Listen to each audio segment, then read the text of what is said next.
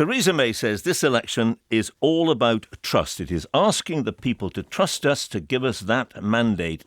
How can we trust you when you peddled some pretty blatant falsehoods and misled us during the election, the referendum campaign?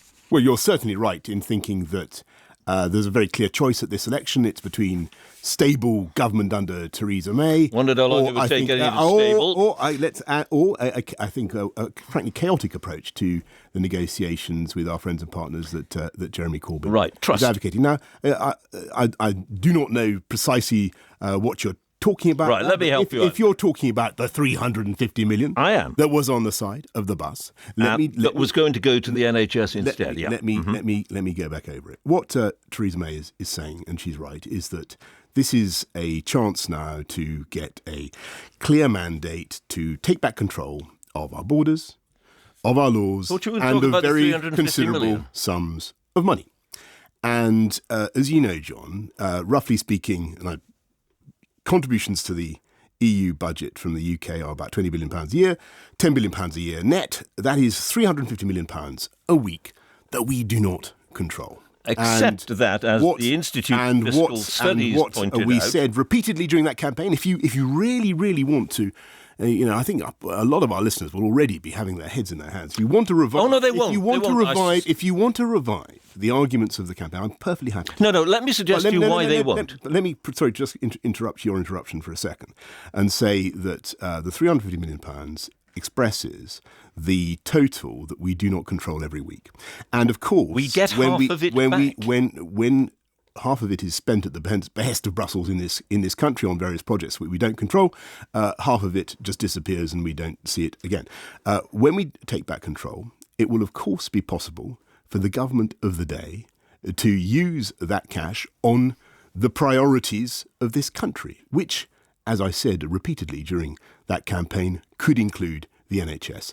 And more importantly, if you look at what's been happening over the last few years under this Conservative-led government, you have seen a strong economy deliver the receipts that have enabled us to invest in the NHS, to keep our public services moving forwards. And what we're saying now is that if you give Theresa May the strong mandate that she needs to get on with the negotiations, get it done, I think she'll be in a position. All right, but I want to deal with that in a minute. But if I could just get a question out, it would be very, very helpful. Extra cash back from Brussels. Right, all right. But the reason I kicked off with that thought, and it is terribly important, it is about trust. You say people are burying their heads in the sand when they hear, or covering their eyes or ears when they hear talked about it. They aren't, because out there are a huge number of people who say, we didn't like the result of the election, of the referendum. Fair enough. But the point is we were fed misleading information. And that is why it's so important to deal with it. And the fact is, let me finish the question if I may. Sir Andrew Dilnot said the figure, chair of the UK Statistics Authority, as you well know, said that figure was, I quote, misleading and undermines trust in official statistics. And if you don't like HIBS, then it's the IFS. What about that? Yeah. Clearly absurd. I think you know these quotes. No, it's not. And I've given you, I think these are dispassionate our people. listeners, our remaining listeners, John, will have heard me explain that figure many, many times, and it's correct. And I think, what I find people want to do now, whether they're Remainers or whether they're voted Remain or Leave, what they want is for the country to get together, to unite and move on and get it done. And I think they look at Theresa May and her approach, which is clear. I mean, I've been involved in a lot of the conversations with our friends and partners over the last few months, and the mood has really changed, particularly since her speech in January, where she set out those objectives for the UK, a strong UK and a strong EU, and they get it.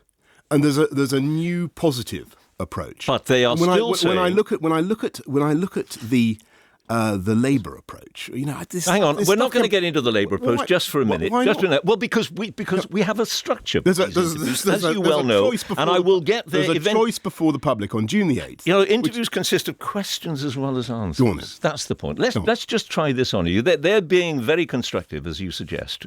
Then why, in that case, are they not prepared to do the thing that you want, the British government wants to do, and that is to discuss the bill that they are going to present us with, simultaneously with the negotiations that we are in the process of trying to conduct. The fact is, The bill. the bill that they are going to present us with for leaving the European Union. Yeah. Now, that's going to be about 50 or 60 billion pounds. Well, obviously there are going to be many aspects to the negotiations, and you're right that, as ever in Brussels, money, it'll be how much do you love me? You know, how are you going to cover the cost of all this, and all sorts of demands will be made. I'll just get to the point. I think that it will require a great deal of single-mindedness and concentration, and with the best will in the world, I cannot see Jeremy Corbyn engaged in the mental arm wrestle. Yeah, we'll get to Jeremy Corbyn, I promise you, but let's deal with what you are going to do. The European Commission, but with 27 other countries. Yeah, to get the deal on the money that you mentioned. Deal on the money. Are you going to refuse to pay it, even if it means the negotiations collapse? That's the simple question, isn't it? What I can certainly tell you is that there is absolutely no way you're going to get a solid, strong negotiating stance out of Jeremy Corbyn and the Labour Party. I'm not asking you about Jeremy Corbyn. I'm asking you about you and the government. Well, what do you want? How much money are we going to get back? Shall I ask you the question again? Yeah. Are you going to refuse to pay maybe 50 or 60 billion pounds, which is what Sir Ivan Rogers thinks it will be? But anyway, are you going to refuse to pay that money unless and until... With great respect, John, that nobody has yet formally tabled a request in the negotiations for a particular sum of money. And when they have made it perfectly clear that they want that money up front. Let's see how the negotiations unfold. What I'm saying... And I'm asking you, if the negotiations unfold in the sense that they say we are going to have this money before we will have substantive talks on trade deals or whatever else it may be. If they're saying they want the money before they get any substantive talks, then that is obviously not going to happen. That's not going to happen. And let me just make an obvious point to you, which I'm sure all our listeners will understand. There is no reason at all why the UK, in my view, should be paying huge sums of money in the long term for trading with the rest of what's true? Would 10 billion be to get out of the European Union? When the negotiations begin, it will be my strong recommendation that we should hang very, very tough indeed. As I said repeatedly, there can be things that we do together with the rest of the EU. So we have to trust you on that. Such as the Erasmus programme or Horizon, and a lot of the things that universities, our academic sector, value, cooperation on scientific projects. Right, but those, of course, we can continue to contribute to. But when it comes to paying huge sums into the EU budget as a matter of course, those days are going to end when we come out. And that's got to be obvious. Well, hang on. Those days are going to end when we come out. Yes, all right. But I'm not talking about that. I'm not talking about when we come out.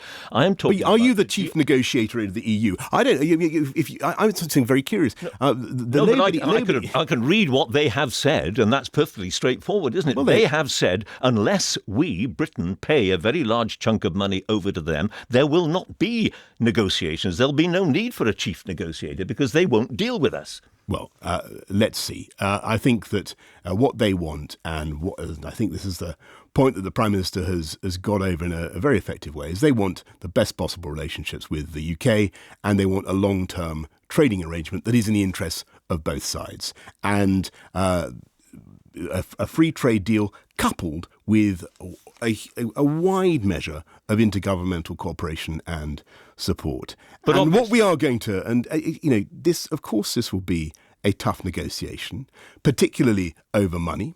I've tried to give you my view and the view of the government, which is that it would be crazy for us to be spending huge sums of money into the future on the EU. But we won't be doing that. There may be areas of multilateral cooperation where we can continue to support good programs that, and by the way, that other countries are involved in, not just EU countries. Of course, you can continue to do that. As loyal members up until the time we leave, we will pay our subs. But after that, come on. And it is possible, it is entirely possible that if the deal is a bad deal, we will walk away from it. End of. Goodbye. Well, I think what the Prime Minister has said, and she's right, is that it is always going to be preferable to get a good deal, and I've no doubt at all that Of course, that but we if can. it's not a good deal, that's it. And I think this country is a fantastically strong economy. It's been the second fastest growing in the G7 in the last year. We've got record employment. We are seeing 31 million people had their taxes reduced just And all the Conservative-led coalition came in. I think it'd be a tragedy if all that economic success were put at risk. You're not going to like this, but I'm going to get back to this point. By Jeremy Corbyn, which is the choice. I sort of assumed that, and I promise you, that there may be listeners who aren't aware there's an election on. I suspect maybe, but unlikely. All right. All of what you describe, that's the successful economy and all the rest of it rests on us doing trade deals with other countries as well as the European Union. Quite clearly. Now, let me talk to you a little bit about the United States, because we were under the impression that you were under the impression that America would put us at the front. I still am. Well, all right, because you said we are first in line to do a great free trade deal with the United States. So I wonder how you react to Wilbur Ross, who is, as you know, the American Commerce Secretary. He's given an interview to the Wall Street Journal in which he says a bilateral pact with the United Kingdom is essentially a low priority. The EU comes first. That's a bit worrying, isn't it? No, because I think it would be a good thing if they can get a deal done with the EU between now and 2019. That would be a fine thing. I'd be very surprised if they can. But there's as everybody from the White House down has been telling us over the last few months, they regard the opportunities provided by a free trade deal with the UK as extremely exciting. Let me tell you, at the moment, the United States doesn't allow, not only do they still ban British beef, by the way. They won't take Scottish haggis, John. It's banned. And think of the deprivation of the people of America. They won't allow UK airlines to do cabotage within the United States. There are all sorts of opportunities for us for a free trade deal with the US. And what we can't do, as you know, is do the detail of it now, or ink in the detail of it now. What we can do is pencil it in and start to get to work on it. Yeah, but and not just with the United States, but with countries around the world, with the growth economies, but the particularly point that he of the Commonwealth. The point that he, Mr. Ross, well, we're talking about America. Just the rest of the EU market. Another thought on America. What he says, Mr. Ross says, is we haven't negotiated a trade deal in a long, long time. The implication is he's in no great hurry to do it. Well, from the White House down, and I had the Speaker of the Senate, Paul Ryan, was in our office just the other day, saying that he's not the Commerce Secretary. They were saying that don't forget, Congress. It's Congress that determines. Congress has to give the fast track approval, as you know, with trade agreements. Congress is absolutely critical for these things. Speaker Ryan was categorical that the UK is first in line, that they are very excited by the possibilities, and they regard it as one of the most important priorities of the new Trump administration. Quick thought about immigration. You've been consistent in saying you're one of the few British politicians to speak up on behalf of the benefits of immigration. We don't want to close the doors, etc., etc., etc. Yes. That's still your view? It is. And have we got to be very, very clear about who is going to be allowed to stay in this country before we begin any sort of negotiations? When you say who is allowed to stay in this country, I think perhaps what you're driving... European Union citizens must have full rights of... They've been here for 5 years, full citizenship. There are 3.2 million EU citizens in the UK and about 1.2 million UK nationals in the EU. And look, I think it's, as Theresa May has said, this is a priority for us. We want to guarantee their rights, to give them the maximum possible stability and security. Alas, we made an offer, by the way, before Christmas that we'd do a deal in advance of the negotiations. That was turned down, you may recall, by Germany. We're left in a position where we have to do a reciprocal deal. Now, we're fine with that. All right. What we want to see is the rights on both sides protected. But just to get back to your point, yes, I used to be mayor of the city we're now in, and I was very proud I think I was, as I said often, I was mayor of the fourth biggest French city in the world, 400,000. So and that's still it's still true. There are still huge numbers, and you like that idea, and the idea of cutting immigration to tens of thousands is just meaningless, is it? For me, the important thing is that it is the UK government that decides, and it is up to us to control the system. And that is what people voted for last year. And what they're going to get could be tens of thousands. What they're going to get with Theresa May is a government that will do that, and but possibly tens of thousands. Will have the strength and the efficiency to get on and do a deal with the rest of the EU. But clearly no commitment to tens of thousands. Takes back control of our borders. No commitment to tens of thousands. I think the numbers are high at the moment. I think I've always... The numbers are too high at the moment. They're too high at the moment. But not tens of thousands. Depends how many tens you're talking about. But I think to be running at 330,000 net... 100,000? I don't want to get dragged. I don't want to get dragged, if I may. I think the crucial thing... Excluding foreign students. The crucial thing is that we should have control. Excluding foreign students from those figures? What I will say about that is I believe that the higher education economy of this country is of immense value to the UK. We should be very proud of our universities and their capability to attract the best and brightest from around the world. Can I tell you one statistic? Of all the kings, queens, presidents and prime ministers in the world, 1 in 7 was educated in this country, in the university in this country. Can you believe that? Now, that is of enormous practical economic value to the UK. So I value international students, the financial contribution that they make to this country. As I've said before, I'm in favour of talented people, including students, being able to come here. But I'm also in favour of us as a country being able to decide our own priorities. And that is what this election is about. Because I really think that Theresa May is now in a good position to get a clear mandate to do the job. And that, whether you're a Remainer or a Leaver, that is what people want. Quick thought about the great crisis in the world, which is Syria, obviously. Can you envisage the circumstances in which we might be involved in the sort of action that has already taken place by America?